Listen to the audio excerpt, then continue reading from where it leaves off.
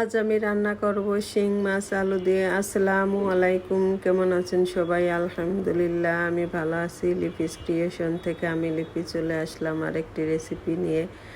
প্রথমে আমি তেল গরম দিয়ে তার মধ্যে একটু পেঁয়াজ কুচি দিয়ে পেঁয়াজটা ভেজে এর মধ্যে এখন আমি মশলাগুলো দিয়ে দেব। জিরে বাটা, পেঁয়াজ বাটা আর দেবো রসুন বাটা। এরপরে আমি গুঁড়া মশলাগুলো দিয়ে দেবো, হলুদের গুঁড়া, ধনে গুঁড়া আর দেবো মরিচের গুঁড়া। এরপরে আমি এখন স্বাদ মতো লবণ দিয়ে দেব।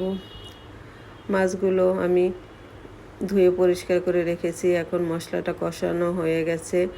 কষানো মশলার মধ্যে আমি মাছটা দিয়ে একটু নেড়ে চেড়ে দেব।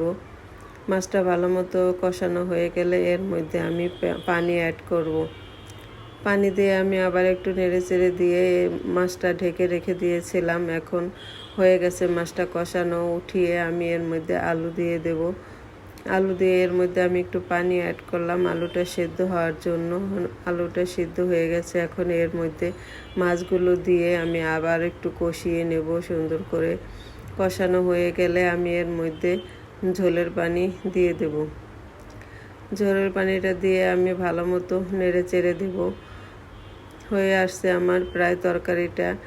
এখন নামানোর আগে আমি কিছুটা জিরার গুঁড়ো এর উপরে ছড়িয়ে দিয়েছি। হয়ে গেছে আমার রান্নাটা।